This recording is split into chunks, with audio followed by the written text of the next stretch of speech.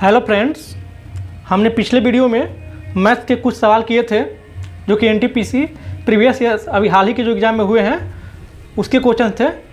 अब हम कुछ और मैथ के सवाल करेंगे। इसी तरह से पूरे जितने सारे फेज में एग्ज़ाम हुए हैं सबके क्वेश्चन हम सोल्व कर लेंगे। ये सारे मिक्स क्वेश्चन आ रहे हैं, तो इससे पूरे आपको बहुत सारे चैप्टर्स की रिवीजन एक ही वीडियो में हो जा रही है। और साथ ही साथ हम ये भी देख रहे हैं कि एग्ज़ाम में कैसे क्वेश्चन बनाना है। अगर आपने मेरा पिछला वीडियो नहीं देखा होगा तो आप जाकर एक बार देख सकते हैं। और इस वीडियो में हम मैथ के कुछ सवाल करेंगे, तो चलिए शुरू करते हैं। फर्स्ट क्वेश्चन है हमारा कि एक ट्रेन ए से बी की ओर 50 किलोमीटर की चाल से निकलती है। आधे घंटे के बाद एक अन्य स्टेशन ट्रेन बी से स्टेशन ए की ओर 150 किलोमीटर प्रति घंटा की चाल से निकलती है। दोनों स्टेशनों के बीच की दूरी 725 किलोमीटर है। तो जिस स्थान पर दोनों ट्रेन मिलती है उस स्थान से स्टेशन ए की दूरी कितनी होगी। तो देखिए, इस क्वेश्चन को अगर मुझे बनाना होता तो मैं क्या करता। 700 बटा में 2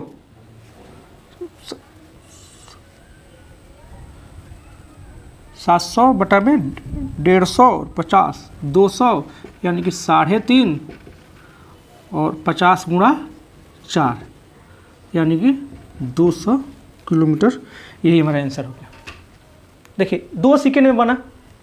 तो बाकी सारा काम मैंने ऐसे सवाल को प्रैक्टिस किए हैं, मैंने बनाए हैं, घर पर अभ्यास किए हुए हैं। तो एग्ज़ाम में जब भी हम जाते हैं तो उसमें आपको ज़्यादा सोचने की ज़रूरत नहीं है। बहुत ज़्यादा उस पर अगर पढ़ने लगिएगा, समझने की उतनी टाइम नहीं रहती है क्वेश्चन में।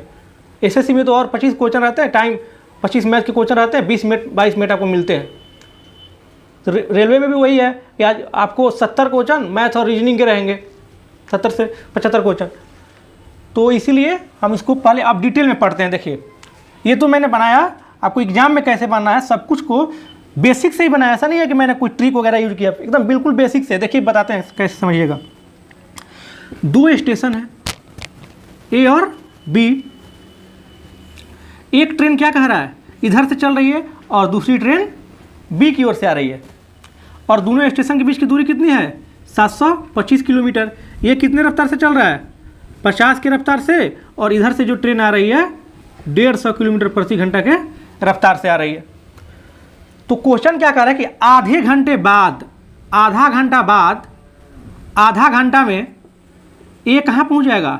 मान लीजिए यहाँ पर पहुँच गया, तो आधा घंटा बाद उधर से बी चलना स्टार्ट करता है। दोनों एक साथ नहीं चलना स्टार्ट करते हैं। आधा घंटा बाद इधर से जब ये यहाँ पहुँच जाता है तो बी इधर से चलना स्टार्ट करता है। लेकिन ये 50 के रफ्तार से चलता है और जैसे ये जो है 150 के रफ्तार से चलता है। तो क्वेश्चन पूछ रहा है हमारा कि बीच में जहाँ भी कहीं ना कहीं तो ट्रेन मिलेंगे, 2 ट्रेन मिलेंगे।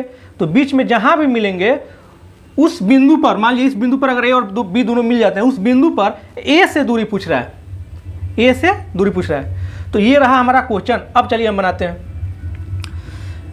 ये 50 के रफ्तार से चल रहा है, आधे घंटा में कितना दूरी तय करेगा। 50 गुणा आधा, समय और चाल में गुणा कर देते हैं तो हमारा क्या निकल जाता है, दूरी। तो दूरी कितना हो गया, 25।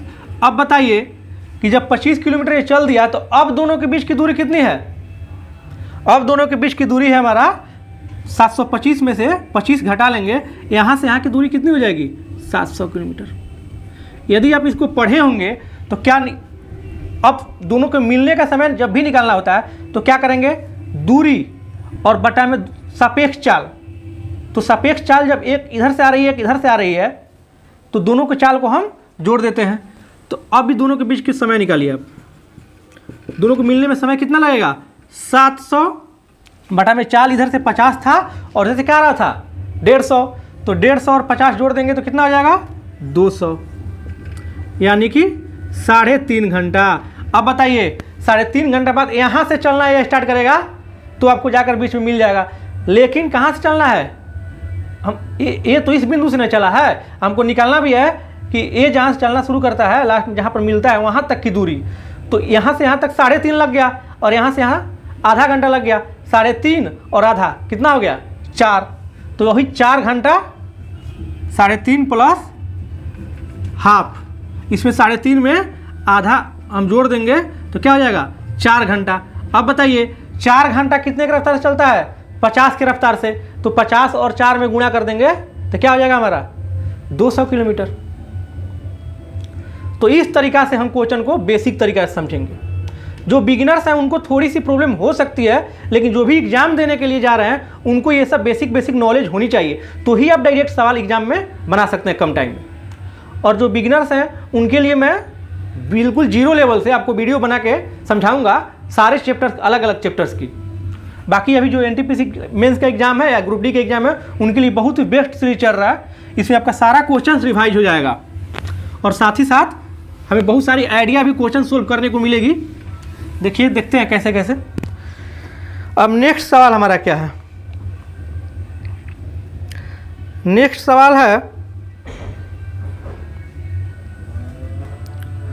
कि एक परीक्षा उत्तीर्ण करने के लिए पूर्णांक का 50% लाना आवश्यक है। परीक्षा में 2 प्रश्न पत्र शामिल है। एक छात्र ने 200 पूर्णांक वाले प्रश्न पत्र में 40% अंक प्राप्त किए, तो परीक्षा में उत्तीर्ण होने के लिए 150 पूर्णांक वाले दूसरे प्रश्न पत्र में उसे न्यूनतम कितने अंक की आवश्यकता होगी? अब देखिए, यदि इस क्वेश्चन को मुझे बनाना होता तो मैं क्या करता? देखिए, 200 पूर्णांक के पहले में कितना लाया है, तो 200 गुणा 40 बटा में 100, यानी कि हमारा हो गया 80। और लाना कितना था कुल का, तो कुल कितना है 200 और 150 का 50%। 50% मतलब क्या 1/2, तो मैं कितना हो जाएगा ये 175 हो गया। 350 का 1/2 175। 175 में से यदि 80 माइनस करते हैं तो हमारा हो गया 95, और 95 दूसरा प्रश्न पत्र कितने का है 150 का ना, तो 150 अब परसेंटेज बदल के 100 से गुणा। बिल्कुल बेसिक से एकदम, टाइम भी आपका कम लग रहा है। अब इससे ये लगभग में कितने मिनट में जाएगा, 32 या 96 होता है, तो लगभग में चला गया 32। लगभग में क्यों लगभग में निकाल रहे हैं, क्योंकि लगभग में आंसर हमारा पूछ भी रहा है। तो लगभग कितना परसेंट हो गया 64%। अब चलिए हम इसको बेसिक समझते हैं क्या कर रहा था। कह रहा कि एक परीक्षा उत्तीर्ण करने के लिए पूर्णांक का 50% लाना आवश्यक है। तो पूर्णांक कितना हो गया, एक पेपर मेरा 200 का है और दूसरा पेपर कितने का है 150 का, यानी कि 200 और 150 350। और पास होने के लिए कितना परसेंट लाना है 50%। तो इसका अगर 50% निकालते हैं तो 1/2 हो गया। 350 का 1/2 हमारा 175। और इस 175 मार्क्स में से पहला पेपर में उसने 80 मार्क्स ला दिया है। जब 175 में से 80 मार्क्स ला दिया तो कितना बचा 95। अब चलिए इस 95 को, जब दूसरा पेपर 150 का था तो 150 में हमारा 95 मार्क्स लाया, तो 150 को नीचे और 95 को ऊपर, कुल को नीचे रखते हैं ना, जितना लाया उसको ऊपर, परसेंट में चेंज करने के लिए 100 से गुणा। और इसको चूंकि हम इसलिए कटा दिए, लगभग में किए हैं, पर लिखे हैं लगभग, ये में 32 तो ये 96 होता है, लेकिन हमने आंसर चूंकि लगभग में पूछ रहा था इसीलिए अप्रॉक्स में हमने कटा दिया। तो चलिए फिर नेक्स्ट सवाल देखते हैं। बहुत सारे आपको क्वेश्चंस बनाने के आइडिया मिलेंगे, आप पूरे देखते जाइए वीडियो को। तीसरा सवाल देखिए, बहुत ही मस्त क्वेश्चन है। वह सबसे बड़ी संख्या बताएं जो 155, 260, 315 से विभाजित करने पर 5, 10 और 55 या 15 शेषफल होगा। अब देखिए, अगर मुझे बनाना होता तो मैं तो सीधे इसको लिख देता 50 आंसर। दिख रहा है इसमें आंसर। अब कैसे होगा देखिए बताते हैं। वह बड़ी से बड़ी संख्या जिसे सबसे विभाजित करने पर विभाजित हो जाए, वह बड़ी से बड़ी संख्या जो दिए गए सभी संख्याओं से विभाजित हो जाए, उसे हम क्या कहते हैं महत्तम समापवर्तक। महत्तम समापवर्तक वह बड़ी से बड़ी संख्या होता है जो कि दिए गए सारे संख्याओं को विभाजित कर दे। तो हमारा दिया गया संख्या क्या क्या है, एक है 155 और दूसरा है 260 और क्या है 315। इस सबको विभाजित करने पर क्रमशः क्या आ रहा है 5, 10 और 15। इस तीनों को विभाजित करेगा तो शेषफल क्या क्या आ रहा है 5, 10 और 15। यानी कि इसमें से 5, इसमें से 10 और इसमें से 15 घटा देंगे तो जो भी हमारा आएगा वो मौसा से हमारा कट जाएगा, बिल्कुल कट जाएगा ना। 150 हो गया हमारा, ये हो गया 250 और ये हो गया 300। अब बताइए 150, 250 और 300 का मौसा क्या होता है 50 का मौसा हो गया हमारा 50 आंसर। मौसा निकालने का डायरेक्ट भी उपाय यही होता है कि आप यदि सोच सकते हैं तो मन में बड़ी से बड़ी सबसे बड़ी से बड़ी संख्या सोचिए जो कि तीनों कटा दे।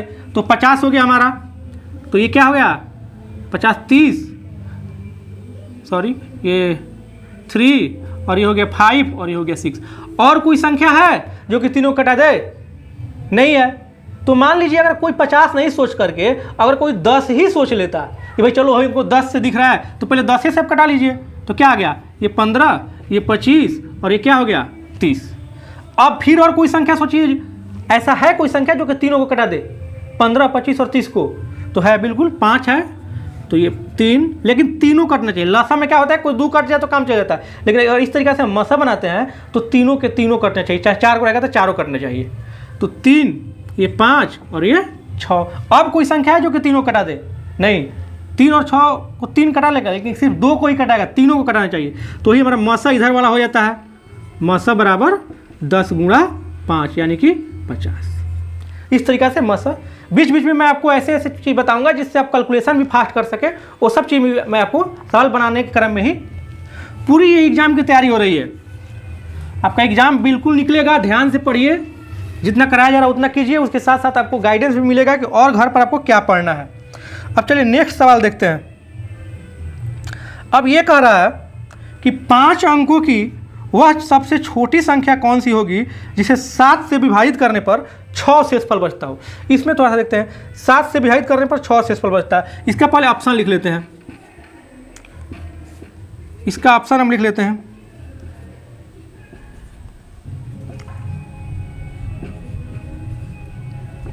ये देखिए, अब क्या कह रहा था, 7 से विभाजित करने पर हमारा 6 शेषफल।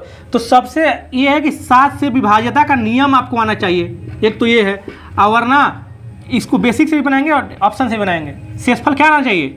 शेष 6। तो अब बताइए 7 से भागा देने पर जब शेष 6 कह रहा है, इसका मतलब क्या कि जो भी हमारा आंसर होगा चारों में से ही कोई होगा, और उसमें से अगर 6 को हम घटा लेते हैं तो जो भी आएगा वो 7 से पूरा पूरा कट जाएगा। तो सब में से हम 6 को एक तो घटा करके विभाज्यता के नियम से चेक कर लेंगे, बाकी बेसिक से भी बनाएंगे। इसमें 6 घटा लीजिए एक। अब देखिए 7 से विभाज्यता का नियम होता है कि लास्ट वाले 3 को अंडरलाइन कर दीजिए, बाकी जो बचा उसको घटा लीजिए। तो बाकी क्या बचा? 10। अब इसमें से 10 घटा लेते हैं, 3 ही में से सिर्फ। तो अब देखिए 1 बच गया, ये 1, और यहाँ पर क्या हुआ हमारा, छोड़ते हैं, बाकी जो बचेगा कुछ ज़्यादा ही हो जाएगा, इसको छोड़ते हैं ऐसे। बेसिक तरीके से देखिए, बेसिक तरीके से ऑप्शन से भी हम बताते हैं 1 मिनट में। इस पहले क्या कर रहा था कि 5 अंकों की छोटी से छोटी संख्या। तो 5 अंकों की हमारा छोटी से छोटी संख्या क्या होता है? 1, 4 जीरो लगा दिए, 5 अंक हो गया ना। अगर 6 अंकों का पूछता तो 6 से कम यानी कि 5 जीरो लगाते। तो पहले उसमें भागा दीजिए, हमारा 7 से भागा दिए तो क्या हो जाएगा हमारा? 14 8 98 हो गया, और 2 जीरो, फिर 2 मर्त में 14, तो ये 6 जीरो यानी कि फिर के मतलब 8, यहाँ पर 56 हो गया। शेषफल हमारा कितना बचा? शेषफल बचा हमारा 4। अब बताइए यदि इसमें से अगर 4 को हम घटा देते हैं तो वो जो संख्या आएगा यानी कि 9 9 9 और 6, ये संख्या जो होगा 7 से पूरा पूरा कट जाएगा। तो अब बताइए इसमें 6 शेषफल बचना है ना, तो अगर ये पूरा पूरा कट जा रहा है, इसमें 6 अगर अधिक होता तो कितना हो जाता? ये हो जाता हमारा। तो ये जो संख्या है, अब ये इससे 6 अधिक है, ये तो पूरा पूरा कट जा रहा था, तो इसमें 6 जोड़ देंगे तो अब इसमें भाग ये आ गया, यानी कि इसमें हम भागा देंगे अगर 7 से, तो हमारा कितना शेष आ जाएगा? 6 शेष आ जाएगा।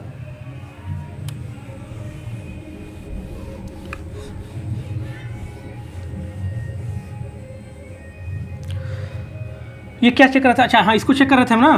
तो इसमें से क्या कर रहा था, इसमें से घटाना हमको क्या? 3 को अंडरलाइन कर लीजिए, बाकी 2 को जो 3 को जो भी बचा उसको घटाते हैं। 2 को बचा है तो ये 7 हो गया, और 10 में से 1 घटा 9। अब बताइए 97 कटता है क्या? 97 कटेगा 7 से? अगर 97 ये घटाने के बाद जो बचता अगर कट जाएगा 7 से तब तो वो सही है, वरना नहीं, ये नहीं कटेगा।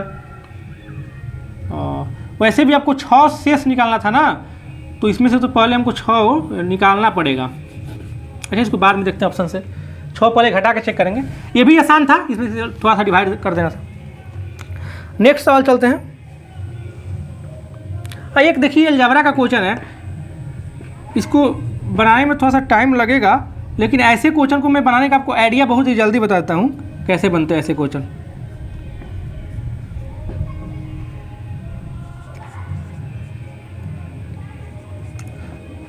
इसका मान पूछ रहा है। क्या का ऑप्शन है?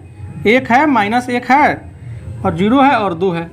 अब देखिए ऐसे क्वेश्चन जब भी रहते हैं x/2 2/y, x y फिर y z फिर zx, ये एक साइकिल में हो रहा है और जस्ट एक ही जैसा है ना, सब में 2 2 ऐसे आ रहा है, लेकिन साइकिल चेंज हो रहा है, एक जगह x y फिर y z फिर zx। ऐसे क्वेश्चन में हमेशा जो है तीनों का वैल्यू जो है सेम रहता है 1। तो इसका ये 1 था, तो इसका भी आंसर हमारा 1 होगा। क्या इसमें मिलाना है? साइक्लिक इसको बोलते हैं, एक तरह से साइकिल चल रहा है, साइक्लिक है, चक्रीय, एक्स वाई फिर वाई जेड फिर जेड एक्स और बाकी जो वैल्यू था वो सेम ही है। तो ऐसे क्वेश्चन जब भी रहेंगे तो उसका तीनों का वैल्यू एक ही होता है। तो हमारा आंसर हो जाएगा 1। अगर इसको डिटेल में बनाएंगे तो थोड़ा सा टाइम लग जाएगा, उसे 1 सेकंड में मार दिए हम 1। अब नेक्स्ट सवाल देखिए, ये कैलकुलेशन है 5/2/3 प्लस, अब इसको देखिए 5.666 में क्या करेंगे, 0.73 जोड़ देंगे तो ये 6 6 3 9 6 7 13 5 1 6। अब इसमें से हमको क्या घटाना है, 3.123। ये तो हमारा ऑप्शन नंबर क्या हो जाएगा, 3.27। ये तो सिंपल जोड़ घटाव था। ऐसे क्वेश्चन भी सरलीकरण से भी क्वेश्चन आते हैं, सिंप्लीफिकेशन का है, इससे भी 1-2 क्वेश्चन रह रहे हैं हर शिफ्ट में। अब चलिए नेक्स्ट सवाल देखते हैं। अब क्वेश्चन नंबर है 2400 का 12% में क्या जोड़े कि योगफल 5400 के 18% के बराबर हो। अगर इसको मुझे बनाना रहता तो देखिए मैं क्या करता,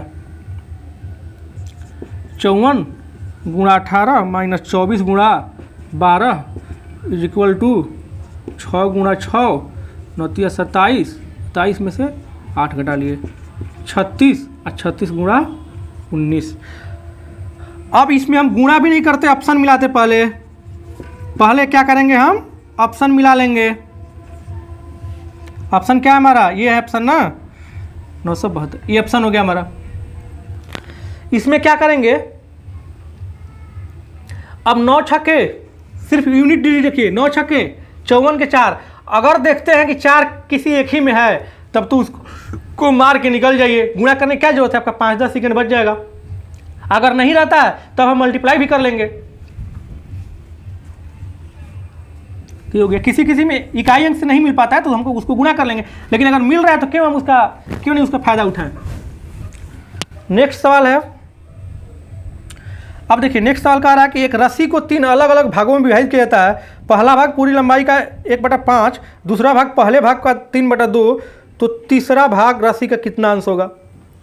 तो मुझे बना होता है, मैं ऐसे करता, 30 हो गया, 30 का 1/5 यानी कि 6। पहला भाग 6 हो गया और दूसरा 6 का 3/2 कह रहा था, तो दूसरा क्या हो गया 9। अब देखिए 3 भाग में बांटा गया है, 2 गो भाग, 1 6 हो गया, 9 हो गया, 9 6 15 और 30 में से 15 पूरा हम कुल क्या माने हैं, कुल मान लिए हैं हम 30 सेंटीमीटर। ये मान लिए हैं हम खुद से, आप कुछ भी मान सकते हैं। 3 भाग में था और 5 यहाँ पर नीचे में था, यहाँ पर 2 नीचे में था, तो हमने सोचा कि 5 और 2 10 और 3 भाग में था तो 30 मान लिया। आप अपने सुविधा के अनुसार कुछ मान सकते हैं, x भी मानकर बना सकते हैं, उससे कोई फर्क नहीं पड़ता है। तो ये कट गया 9। अब 9 6 क्या हो गया 15। अब 30 में से 15 को जब 2 भाग है तो तीसरा भाग क्या होगा, ये पहला भाग, ये दूसरा भाग और ये तीसरा भाग क्या हो जाएगा, 30 - 15 = 15। अब कितना भाग पूछ रहा है तो कुल को नीचे 15 का पूछ रहा है ना, यानी कि 1/2। ये मन में सोचकर आपको बना लिया था, कुछ मानना है तो। अगर x से बनाएंगे तो ऐसे भी हो सकता है। अगर मान लीजिए हम कुल x मान लिए तो x का 1/5 भाग पहला भाग है और 1/5 का 3/2 दूसरा हो गया ना, तो ये क्या हो गया हमारा 3x/10। 3x/10 प्लस x/5, इन दोनों को जोड़ करके फिर हम x में से घटाएंगे, क्योंकि ये दोनों पहला भाग और ये दूसरा भाग और ये पहला भाग हो गया, ये दोनों को घटाएंगे x में से, तब तीसरा भाग निकलेगा। तो क्या हो गया x माइनस ये 10 और 3x में से 2x घटा x, सॉरी जोड़ना है ना, तो हमारा हो गया 5x। अब 5x ये तो 2, यानी कि x में से x/2 घटेगा, क्या हो गया x/2, यानी कि कौन सा हिस्सा 1/2 भाग है। तो इस तरीक़ा से हम सारे कंसेप्ट समझेंगे, दोनों तरीका बेसिक भी ये नहीं करना है कि सिर्फ हमको ट्रिक ही याद करना है या फिर सिर्फ बेसिक ही। एग्जाम निकालने के लिए आपको सारे स्ट्रेटेजी को फॉलो करना होगा। अब नेक्स्ट सवाल देखिए क्या है, कह रहा है 5 sin 14 degree into sec 76 degree ट्रिगो का है plus 3 cot 15 degree into cot 75 degree plus 2 tan 45 degree का मान क्या होगा। अब देखिए ये साइन है, ये सेक है, साइन को हम कॉस में बदल सकते हैं क्योंकि ये सेक था, तो सेक कॉस का उल्टा होता है, तो साइन को जब हम सेक में बदलेंगे तो 90 में से 14 घटा लीजिए तो क्या हो गया कॉस। मुझे तो बनना होता तो मैं सीधे मन में ही सोच लेता ये इसका वैल्यू 5 और इसको हम बदल देंगे tan में, इसका वैल्यू 3 और इसका 45 का मतलब 2, 5 3 8 तो 10 आंसर। मैं तो ये क्वेश्चन तो लिखना है, क्वेश्चन तो उसमें लिखा है बस 5 3 2 10 आंसर मार के आगे बढ़िए।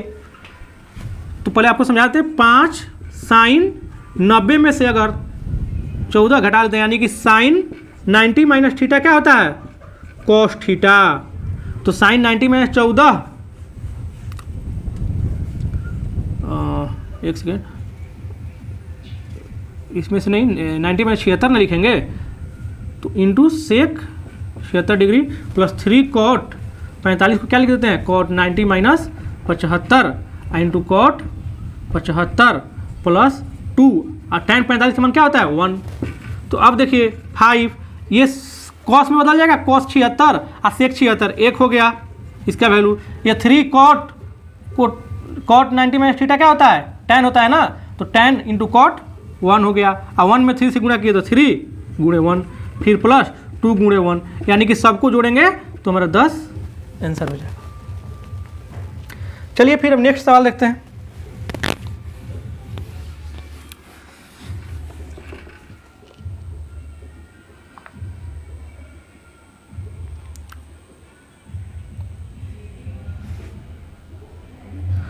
ये देखिए नेक्स्ट सवाल क्या है, अलजेब्रा का है ना, ए क्यू माइनस बी क्यू दिया है, ए स्क्वायर माइनस बी स्क्वायर दिया है, तो ए प्लस बी बराबर 5 है। तो चलिए देखते हैं, अगर मुझे इसको बनाना रहता तो मैं क्या करता 25/5 यानी कि 5, ए माइनस बी निकल गया हमारा। अब क्या करेंगे यही लिखता मैं तो बस हो गया 625/5।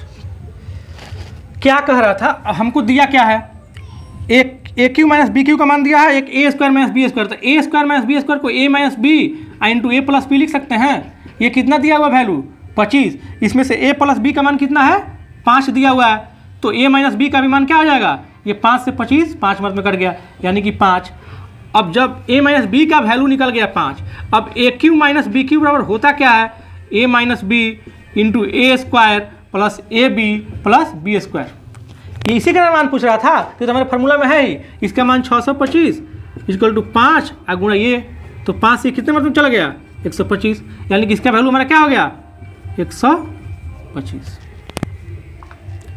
इस तरीक़ा से सोल्व करेंगे। नेक्स्ट सवाल चलते हैं हम।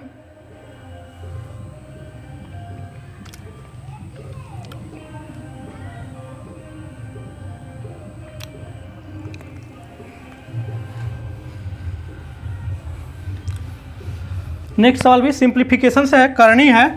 ये देखिए √54 गुणा √125 बटा में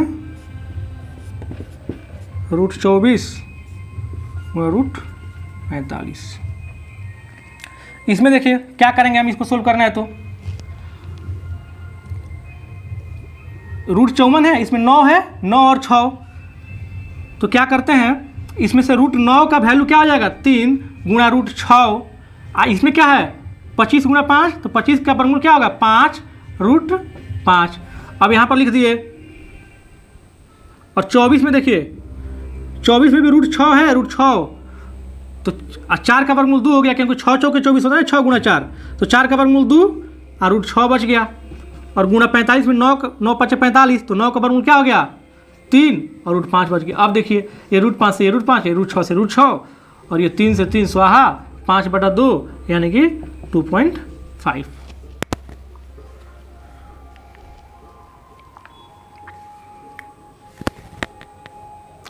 एक और क्वेश्चन लेते हैं, ये भी इजी क्वेश्चन ही है।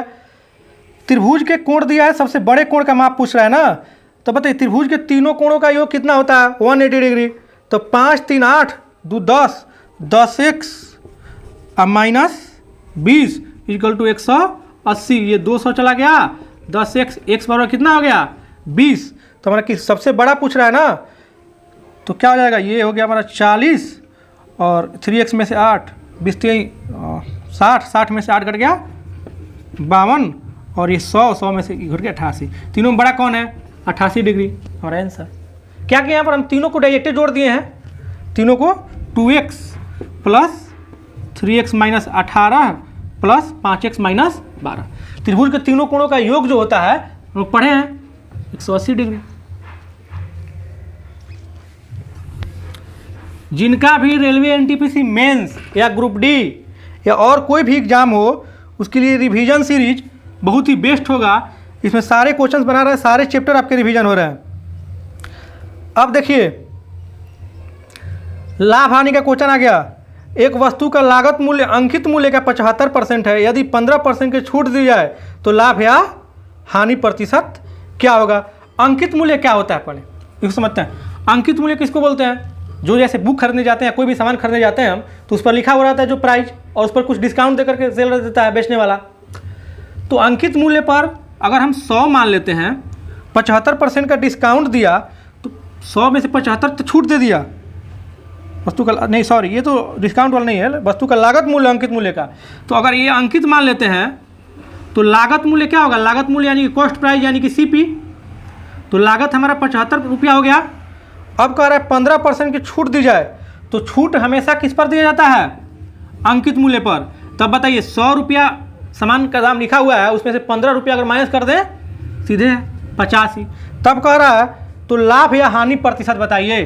तो 75 में खरीदा है, 85 में बेच रहा है, तो लाभ हुआ कितना रुपया 10 रुपया। 10 को ऊपर क्रैमूल को नीचे और परसेंटेज बदलने के 100 से गुणा, ये 4 और ये 3 यानी कि 40/3% हमारा प्रॉफिट हो गया।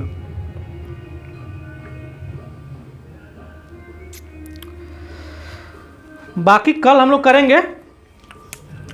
और देखिए नेक्स्ट वीडियो में आपको और मैथ के कुछ सवाल बताए जाएंगे, उसमें भी बहुत कुछ बेहतरीन रहेंगे, कुछ इजी और हल्का और हार्ड सारे क्वेश्चन बताए जा रहे हैं लगातार। और आपके दूसरे टॉपिक जैसे जीके जीएस हो गया या फिर रीजनिंग हो गया, उसकी भी वीडियो आएगी, प्रीवियस ईयर्स भी और बेसिक से भी जो पढ़ना है उनके लिए भी। आपको रीजनिंग में जो भी डाउट्स है, जो भी चैप्टर आपको फंसता है, उसको आप कमेंट बॉक्स में लिख करके बता सकते हैं कि उस टॉपिक पर भी पर्सनल आपको वीडियो बना के दे दिया जाएगा, प्रोवाइड कर दिया जाएगा। और बाकी जीके जीएस को भी पढ़ाया जाएगा, पढ़ा करके और उस पर कुछ 10 या 15 20 क्वेश्चन उस टॉपिक से क्वेश्चन कराए जाएंगे। इस तरीके से आपका साइंस का भी बहुत बेहतरीन तैयारी होगा धीरे धीरे। और पूरा जी जान लगा दीजिए, बिल्कुल निकल जाएगा कॉन्फिडेंस के साथ। निगेटिव बिल्कुल मत सोचिए, जरूर निकलेगा। बहुत सारे लड़के जब निकाल रहे हैं तो हम लोग भी इंसान ही हैं और इतने दिन से पढ़ रहे हैं तो बिल्कुल निकलेगा। निगेटिव बिल्कुल मत लाइए। एग्जाम के बाद जितना निगेटिव सोचना है सोच लीजिए, एग्जाम से पहले अभी सिर्फ अपने काम पर ध्यान दीजिए, पढ़िए और इसको एकदम लास्ट समझ करके तैयारी करना है। तो चलिए, जय हिंद। अगले वीडियो में मिलते हैं। धन्यवाद।